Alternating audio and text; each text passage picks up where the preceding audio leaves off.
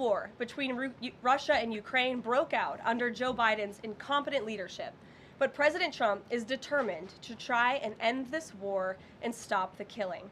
As the president has said over and over again, his strong preference will always be for peace and partnership whenever those outcomes can possibly be achieved.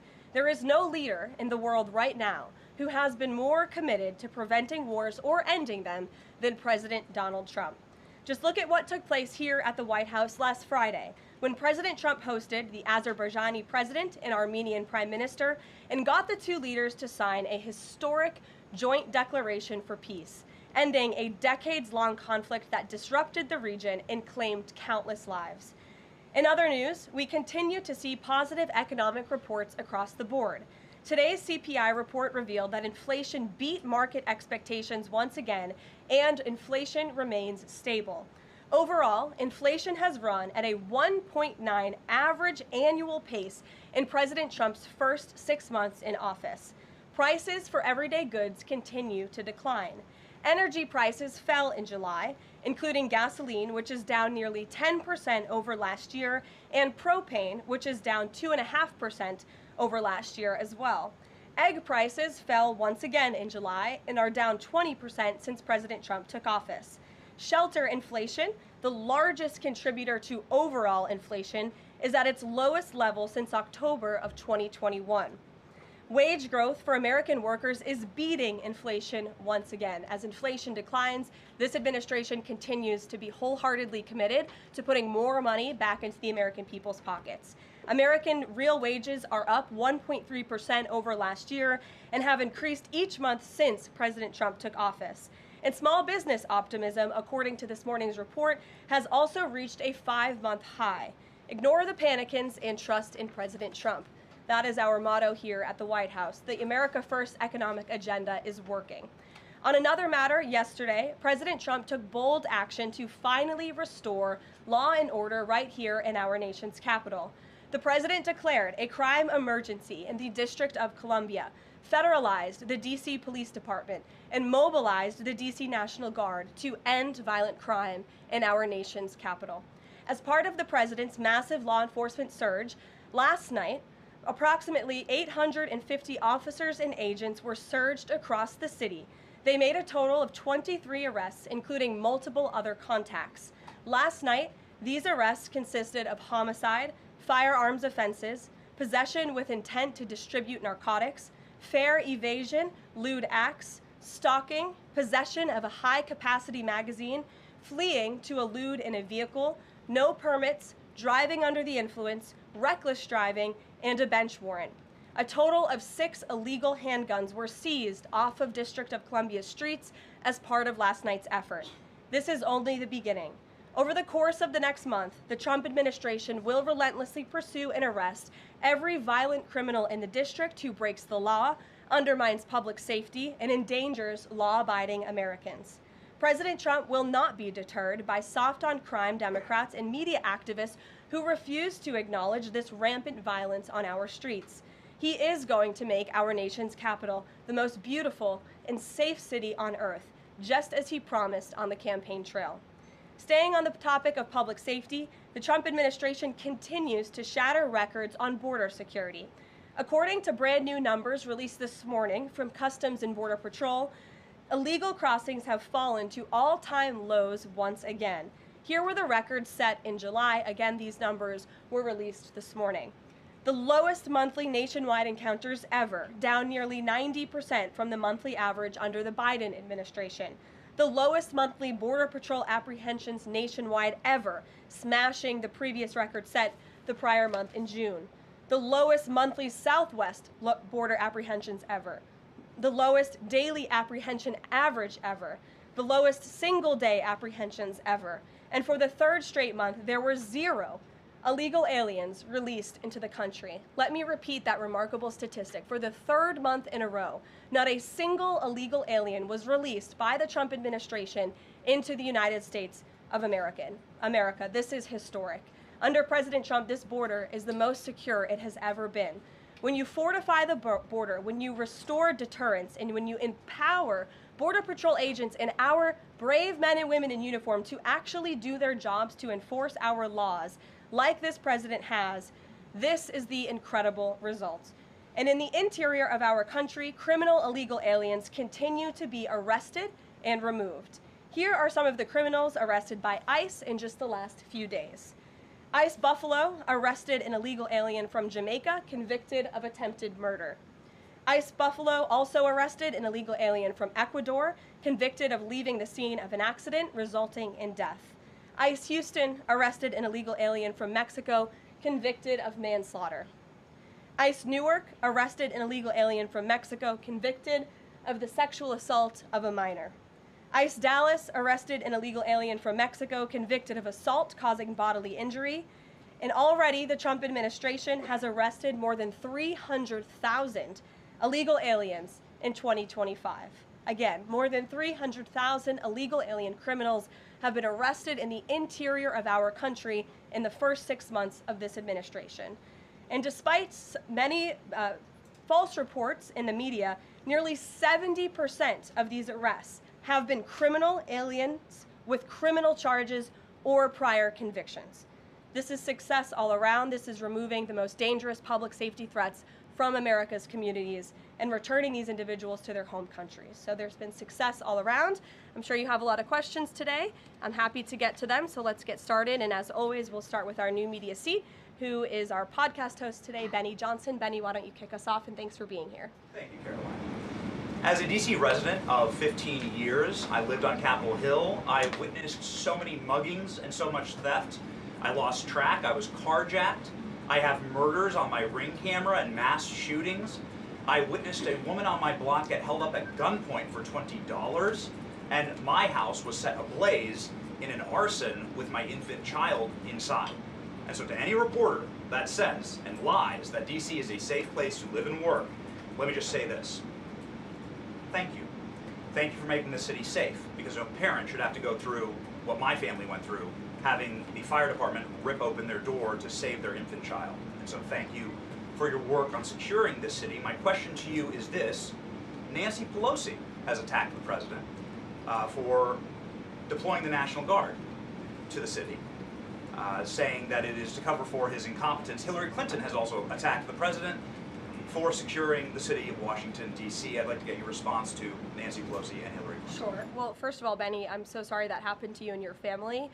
There have been, unfortunately, far too many victims of crime in this city, and I know the majority of residents in the District of Columbia agree with you. In fact, a new poll from the Washington Post I was reading this morning, this was released in May of 2024, so it's quite funny how many of you in the media agreed with what the president was saying yesterday, but now once the president says it, many of you are disagreeing with him. But this poll released by the Washington Post found that 65% of district residents think crime is an extremely serious or a very serious problem, and this was up from 56% last year. So the concern that you share with so many other residents in the District of Columbia is real, and that's why this president is taking action to address it. To get to the heart of your question, I think it's despicable that Democrats cannot agree that we need more law and order in a city that has been ravaged by violence, crime, murders, property theft. This should be a winning issue for all Americans. I don't understand. It's just anything President Trump does, the Democrats want to disagree with. I think the president would love to work with Democrats on this issue to bring law and order to America's cities, but unfortunately they have failed, and that's why he's taken this historic action to federalize the National Guard. And as you're seeing from last night's numbers, we already have seen success. We are removing violent offenders, we are arresting criminals, and we are removing drugs and firearms off of the streets of the city to make it safer for all of its residents. Just a very quick follow-up to that. Given the heroic actions of a member of this administration just a few blocks from this building, will the president consider giving the Presidential Medal of Freedom to Big Balls? I haven't spoken to him about that, but perhaps it's something he would consider. I'll ask him and get back to you, Benny. Thanks for being here. Gabe. Thank you, Caroline. Regarding the President Trump summit on Friday, Why not invite Ukrainian President Zelensky to that summit? I know the president said yesterday that he's planning to speak with him right after the summit and even before. But why not invite Zelensky, and whose decision was it to not invite him? Was it the president or was it President Putin? Well, this meeting came about because the president of Russia asked the president of the United States to meet through his special envoy, Steve Witkoff, who, as you all know, traveled to Russia to have a conversation with Putin at his request. And so the president is agreeing to this meeting at the request of President Putin. And the goal of this meeting for the president is to walk away with a better understanding of how we can end this war. And the president said at this podium yesterday when he joined all of you in the room that he hopes in the future there can be a trilateral meeting with these three leaders to finally bring this conflict to an end. But this administration has really used every lever, has taken every measure to achieve peace through a diplomatic solution. And I think the president of the United States getting in the room with the president of Russia, sitting face to face rather than speaking over the telephone, will give this president the best indication of how to end this war and where this is headed. And another question on something that happened yesterday, but I wanted to get the White House response. A judge ruled that the grand jury transcripts in Ghislaine Maxwell's case should not be released. What's the White House response to that?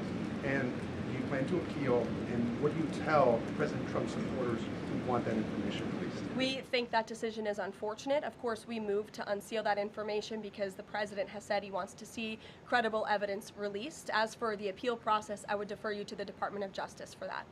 Rachel. Thanks so much, Caroline. We're learning that President Trump spoke with Ukrainian President Zelensky. I was curious if you can share any more details about their call, and did Zelensky give President Trump any red lines, any non-starters ahead of this summit on Friday? Look, I don't want to reveal the private conversations between the president and President Zelensky, but what I can tell you is that the president has deep respect for all parties that are involved in this conflict and are trying to bring this conflict to an end. After Special Envoy Witkoff returned from his meeting with President Putin in Russia, his first phone call was to President Trump. And President Trump's first phone call was to President Zelensky and to our friends in Europe to keep everybody in the loop about where the United States can see moving the ball forward to end this conflict. And so we continue to be very much engaged with President Zelensky and the Ukrainians, but also our allies in Europe as well. And then just one more for you. How does the president measure success coming out of this meeting? The president at times has suggested that Putin might be tapping him along.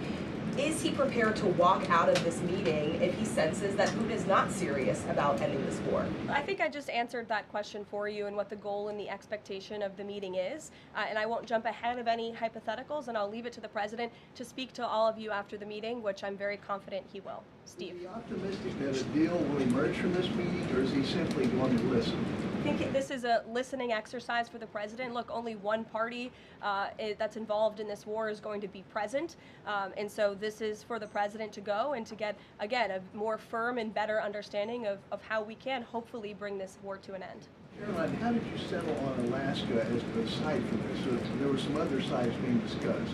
Is this like it was a midpoint between the two leaders? There were many sites discussed, but of course Alaska is a state within the United States of America, so the president is very honored and looks forward to hosting President Putin on American soil. Last thing, is there a joint news conference plan, or will the president have a solo one?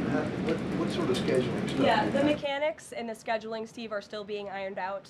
For Friday, we're working with our Russian counterparts to put those plans into action, and of course we'll keep you all apprised on the logistical details of Friday as soon as we get them. Charlie? The president said at the podium yesterday twice that he was planning to go to Russia. Was that a verbal slip-up, or does he actually plan to go to Russia? Perhaps there are plans in the future to travel to Russia, and on Friday the president will be meeting with the Russian President Vladimir Putin in Alaska, as you know. Phil? Last week, the president said the CEO of Intel was highly conflicted, seeking to cite his past investment with Chinese companies that were doing business with the Chinese military. Yesterday, he called his meeting with that CEO a success. So what can you tell us about what the Intel CEO said to President Trump that changed his mind? The president put out a statement that you cited, Phil. I will leave it at that. He shared his thoughts on that meeting and how it went, and for any further comment on that, I'll leave it to him to make. Will the Bureau of Labor Statistics continue to put out monthly jobs reports? Well, look, what I'll tell you about the Bureau of Labor Statistics, I believe that is the plan and that's the hope, and that these monthly reports will be data that the American people can trust. As you know, the Bureau of Labor Statistics has made massive revisions after the last several reports that they have put out. And there has certainly been a decline in the quality and the reliability of data coming from the Bureau of Labor Statistics, and there's been an increase in revisions. And this president and the administration is finally tackling this problem that so many have talked about, and the president is actually doing something about it. We need to restore new leadership that we can trust. As you know, the president has appointed someone new to take over the BLS, and so we need to look at the means and the methods of how the United States is acquiring this very important data, and all of that is going to be done, and the goal, of course, is to provide honest and good data for the American people to make very important economic decisions on. Thank you, Michael. Thank you, Caroline. 2 questions, if I may. The president has talked about land swaps between Russia and Ukraine. Vladimir Putin says he wants Russia to hold on to Russian-occupied territory in eastern Ukraine. Is the White House at all concerned about the messaging that potentially giving over or allowing for Russia to maintain its occupied territory in eastern Ukraine, what that might say to other U.S. adversaries like China?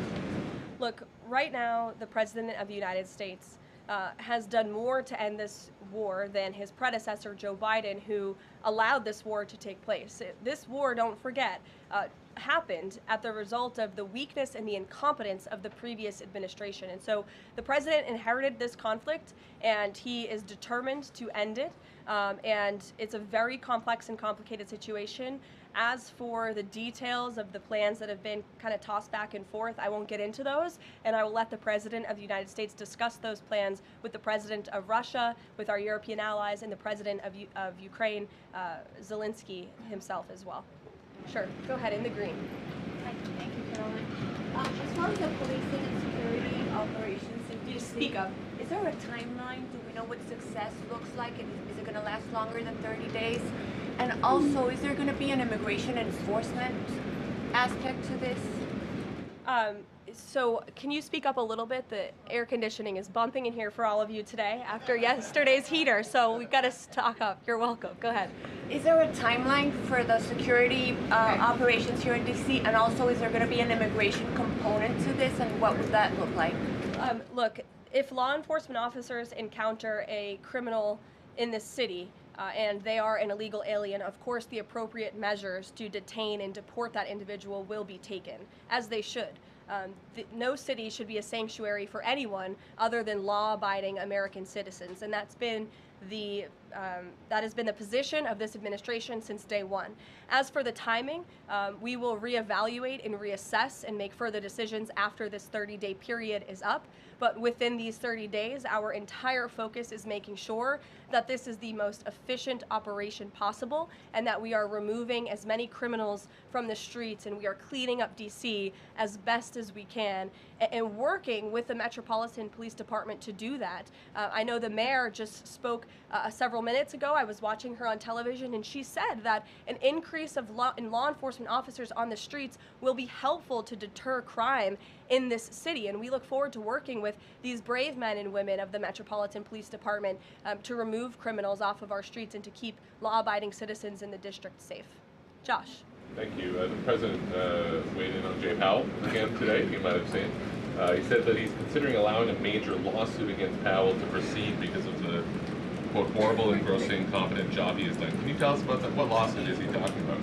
He's considering a lawsuit, and I won't speak on it any further. I will allow the President to do that himself. Is it fair to say the administration is considering suing the Fed chair over this renovation? That's what the President is saying. Has he had discussions with anyone about this, or is this just like how advanced is this right now? At this moment in time, the President is considering a lawsuit against the Fed, and I will leave it to him to comment further on it. Tamara, go ahead. We talked about, sorry, very quickly, yesterday we talked about the NVIDIA chips deal the President has struck in as well, AMD, the 15% stake that will go to the government.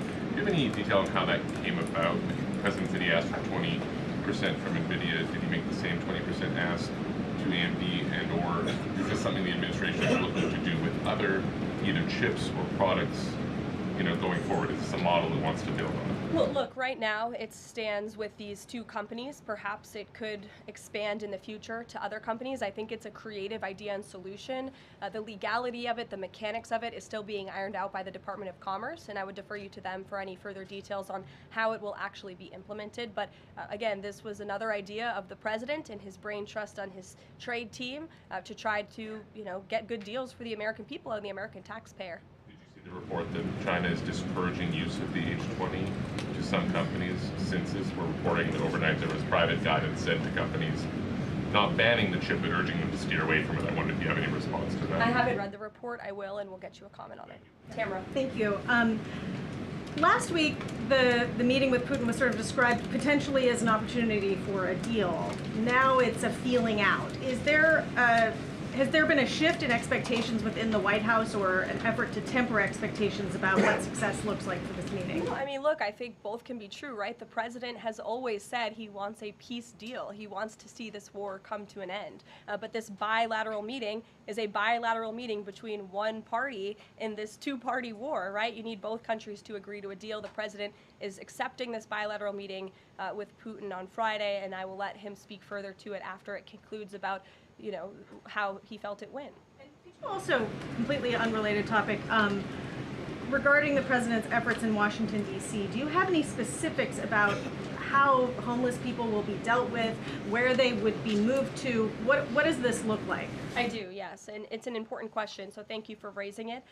The Metropolitan Police Department, with the support of the new federal agencies who have been surging on the streets of the District of Columbia, are going to enforce the laws that are already on the books here in Washington, D.C. For far too long, these laws have been completely ignored, and the homelessness problem has ravaged the city. So D.C. Code 22-1307 and D.C. Municipal Regulation 24-100 give the Metropolitan Police Department the authority to take action when it comes to homeless encampments. So homeless individuals will be given the option to leave their encampment, to be taken to a homeless shelter, to be offered addiction or mental health services, and if they refuse, they will be susceptible to fines or to jail time. Again, these are pre-existing laws that are already on the books. They have not been enforced, which is part of the reason for this federalizing of the National Guard to bring in this assistance for law enforcement. While we are targeting criminals and trying to remove criminals off of the streets, we also want to make DC safe and beautiful, and that involves removing mentally disturbed individuals and homeless encampments as well. So we will be using these regulations and code that already exists to clean up our streets, and we've already had great success. Not many of you picked up on this, but the United States Park Police has actually done remarkable work in terms of removing homeless encampments from the city. Since the president signed this executive order in March, 70 homeless encampments have been removed by the U.S. Park Police. There are only 2 homeless encampments remaining in D.C. federal parks under the National Park Service's jurisdiction, and the removal of those 2 remaining camps is scheduled for this week. So the U.S. Park Police will be leading this effort alongside MPD. Just very quickly, he had talked in one of his social media posts about moving them very far outside of the city. Is that off? No, it's not off. We're exploring how we could do that. But again, homeless shelters, offered addiction and mental health services, or jail if they refuse are the options on the table right now. And we'll continue to explore that option. Sure. Thank you so much, Karoline. President Zelensky said moments ago that he thinks Russia is preparing for a new offensive on at least 3 different areas of the front line. Is this something that you could confirm based on U.S. intelligence? And if the president sees that Putin is indeed planning major new offensive or moving troops, would he call off the meeting on Friday? I'm not in a position to confirm or deny or comment on that intel at this time. Monica? Thanks, Caroline. My question involves Russiagate. A whistleblower alleges that then Congressman Adam Schiff approved leaking classified information to smear President Trump's image during the Russiagate scandal. Does the president plan to investigate Adam Schiff, and what would accountability look like if more information confirms this report?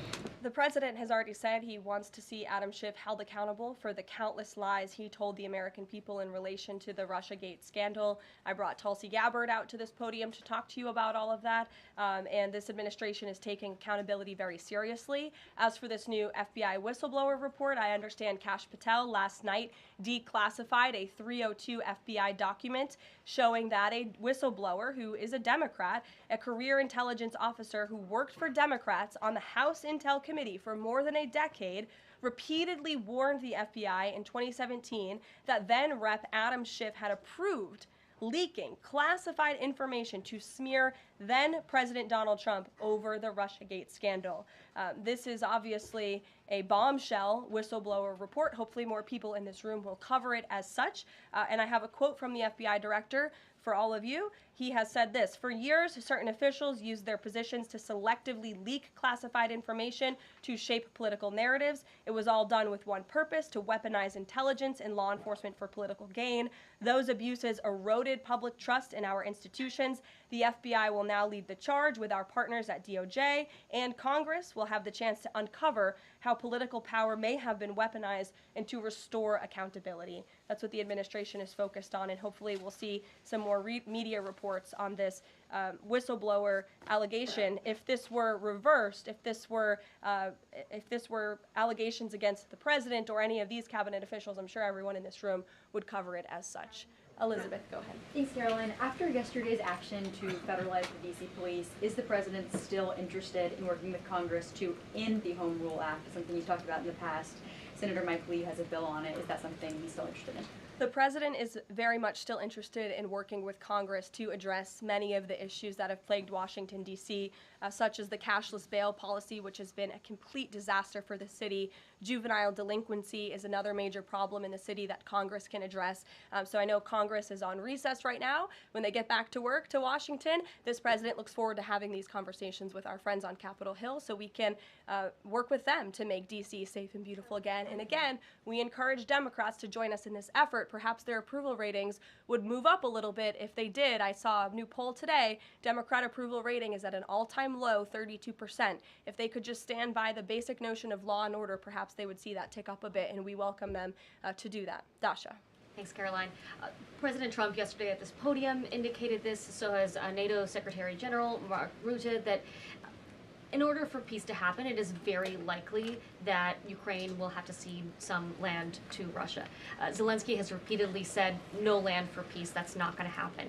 Has this administration communicated to Zelensky that he's going to have to change that position? Look, I appreciate your asking that question in a different way than your colleague Michael in the back. I don't want to get into the details of these negotiations and these discussions that have taken place out of respect for where we are right now, and I'll let the president speak on it further if he wishes to. One more about Israel. Sure. I know the president has had a call with Prime Minister Netanyahu recently. Netanyahu is planning to seize the remainder of Gaza City.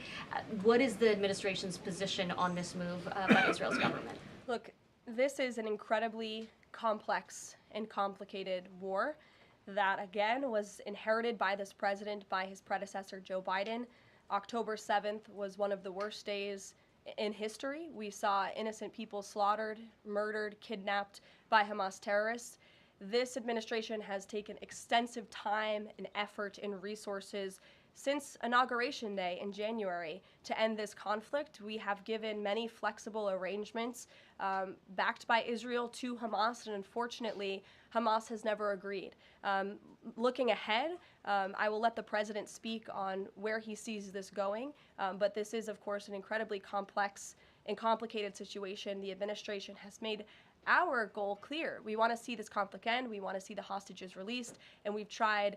The president and his national security team have given extensive effort and time to doing that. With how Israel has used those resources and the assistance that you've provided? Look, I'll let the president speak on the further actions that Israel may or may not be taking. Alexander, good to see you. Good to see you as well, Caroline. Thank you. The Kremlin is expressing interest that Friday's meeting will move beyond just terms to end the war into improving bilateral relations. There's talk over how they're interested in potentially restoring direct flights between Russia and the United States. Is President Trump open to those kind of peripheral conversations, or is this directly focused on ending the war in Ukraine? I think this conversation on Friday is focused on ending the war in Ukraine as far as the president's perspective goes. Those conversations, I think the president is interested in having, but his main priority right now is ending this war and to stop the killing that has gone on for far too long. Caroline. You're welcome. Caroline. In the back. Go ahead. Yeah, 2 questions on the economy. So first, we've had small businesses tell us that it's not foreign exporters who are eating the tariffs, it's them. And they've held off on raising prices, but soon they're going to have to raise prices. What is the White House's message to them?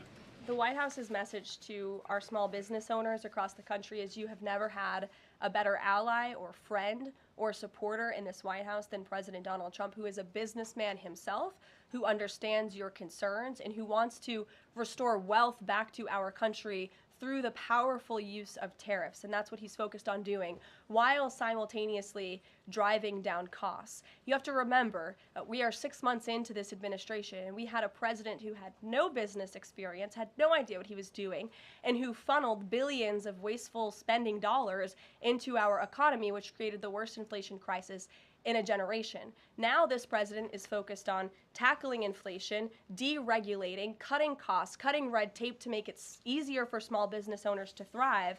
And again, the economic indicators show that we are moving in the right direction. In January, when this president showed up to the White House, the 6-month annualized core inflation rate was 3.7%.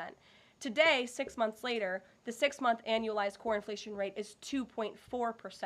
So we are trending in the right direction.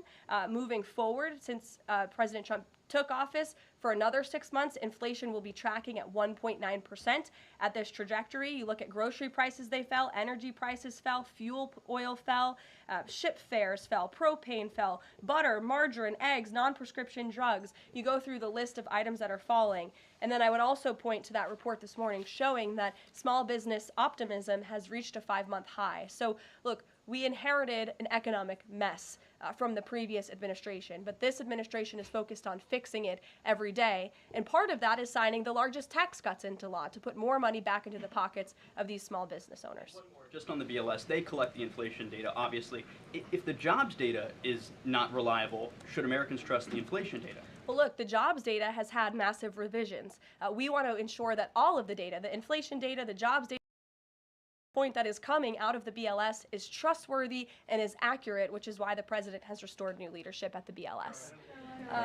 Sure, go ahead. Yeah. Okay. Hi. Thank you. Hi. Gavin Newsom has said that California is going to sue in response to the government's demand for $1 billion from UCLA over the DOJ's anti-Semitism findings. Newsom has called this extortion and ransom, so I'm wondering what the White House's response is to Newsom on UCLA. Bring it on, Gavin. This administration is well within its legal right to do this, and we want to ensure that our colleges and our universities are respecting the First Amendment rights and the religious liberties of students on their campuses, and UCLA has failed to do that. And I have a whole list of examples that I will forward to Gavin Newsom's press office if he hasn't seen them himself. Brett. Thanks, Caroline. What was the reason that President Trump chose to move on from Billy Long as IRS commissioner? Look, I think the president wants to see Billy Long as the ambassador to Iceland. As you know, that is where he will be headed. And the president loves Billy Long, and he thinks that he can serve the administration well in this position. For now, Secretary Scott Besson will be the acting IRS commissioner. Timeline for announcing a new pick? Go ahead. Thank you. Oh, Ed, go ahead, but wait, then in the back, yes. Go in the back first. Okay, sure. Thanks, Caroline. One foreign policy and then one domestic question, if I may. There are roughly 30,000 children from Ukraine who have reportedly been abducted and are kind of dispersed around Russia. They've been showing up on these websites for adoption. Is their return a red line for the president in any deal ending the war? The administration is aware of these reports. I don't want to set red lines for the president on his behalf from this podium. However, the president did encourage Ukraine and Russia to speak directly to one another in terms of these humanitarian issues, and we have seen progress. You have seen prisoners of war swapped between these two countries as a result of these direct talks, as well as children, and that remains a concern, but it's one that Russia and Ukraine need to iron out together, which is why this president has encouraged them to speak. Okay, and then if I can, the D.C. action real quick. The president said yesterday that this is a model federalizing the National Guard that could be used to combat really high rates of crime in other cities like Chicago, LA, Baltimore. What sort of authority would he have to deploy forces like that, absent the Home Rule Act? Look, the president is speaking about what he'd like to see take place in other cities around the country. Right now, this administration is focused on making D.C. safe and beautiful again. When the time comes, we'll talk about that. But I will note that the president wants to see all of our nation's cities be safe. But I think starting with our nation's capital is a great place to begin, and it should serve as a model for the rest of the country. Ed. Just to bind up a few of the D.C. things, because a lot of them have been asked, but in talking with Congress about potential changes to home rule and whatever else, would he also push the House to finally pass D.C.'s budget so that it has access to all that money that it does need for policing, for schools, and for other services here in the city? Yes, and as you know, he has done that. He put out a statement calling on the House to take up the Senate's legislation, and he stands by that position. Let me take you back to something from last month. You guys announced the president was diagnosed with chronic venous insufficiency after his legs were seen swelling. How's he being treated for that? And while you were upfront about those health issues, curious if the White House would be willing to let us speak with his physician directly about those health issues. I know there were a lot of concerns about the last White House not making the physician available. Would the physician be available in this case? I don't want to make that commitment on behalf of the physician, but it's certainly something we can look into and explore out of the effort of transparency, because unlike the previous White House, there is nothing to hide. You guys see this president working around the clock, literally 24/7, all of the time, and I will be happy to look into that request. Can we at least get an update on how he's being treated for the swelling legs and for the hands and the other issues? Look, you see the president every day. He's moving, he's working, he's continuing. There have been no adjustments made to his lifestyle. Thanks, Karoline. I have two questions, one on D.C., but on the Putin meeting on Friday, does the president plan to meet with Putin one-on-one? Yes, that's part of the plan. And as for the other mechanics and logistics, I will let our team speak to that when they're ironed out. And on what's happening in D.C. with the federal takeover, what we've heard from the mayor and the police chief is that their understanding is there has been no change in the leadership structure. In the White House's view, who is in charge of the MPD right now? If you read the executive order, it will tell you the leadership structure is as follows. We plan to work with the Metropolitan Police Department, but ultimately the chain of command is as such. The President of the United States, the Attorney General of the United States, our DEA Administrator, Terry Cole, who is now serving ahead of the Chief of the Metropolitan Police Department. And they will be working together. Nope, Terry Cole, as you heard from this briefing room yesterday, is in charge of the Metropolitan Police Department, and he's working with the chief to ensure that law enforcement officers are allowed to do their jobs in this city. Caroline? Yeah, thanks, Caroline. I know you said earlier the hope is to maintain monthly job reports, but the president's new nominee for BLS Commissioner E.J. Antoni recently told Fox Business that the BLS should suspend issuing monthly job reports and only issue quarterly reports until the jobs data methodology is corrected. So does the president disagree with that assessment that his nominee is said there, or suspending these monthly job reports a real option? I think he floated the idea of possibly suspending until they can get the data and the methodology in order. And this president wants to ensure that the BLS, again, is putting out accurate and honest data that the American people can trust. Since you brought up the new commissioner, he holds a master's and doctor's degree in economics from Northern Illinois University. He's the chief economist in the Heritage Foundation's Center for the Federal Budget. And in addition to his work at Heritage, he has multiple other roles. He's been widely renowned for his work on economic issues. He's been called before Congress to testify as an economic expert. So he's a qualified individual, and the president trusts him to lead this important department. Take a couple more questions. Sure, go ahead. Given that the administration now has jurisdiction over MPD, can we expect, does that mean like personnel changes, hiring, firing? Can we expect leadership changes internally in the Metropolitan Police Department? I just walked through what the leadership structure looks like right now. Within the uniformed police department, right? I mean, does that mean that the Attorney General, others kind of have the ability to make those personnel decisions? I would imagine it means they have the ability. As for any changes, I'm not tracking any. Again, we look forward to working alongside the Metropolitan Police Department, and we did that last night successfully, and we hope we can do that for the next 29 nights. Go ahead. Caroline, yes. So in light of reports that ICE agents detained a 15-year-old student with disabilities outside an LA high school, even leaving bullets on the sidewalk. How does the Trump administration plan to ensure parents that their children can return to school without fear of being wrongfully detained or endangered by federal agents? Where'd you see that report? LA Times. Okay, well, I'll have to look into the veracity of that report. I read the LA Times almost every single day, and they are notorious for misleading the public. I'm sure there's more to that story than the way that you just characterized it.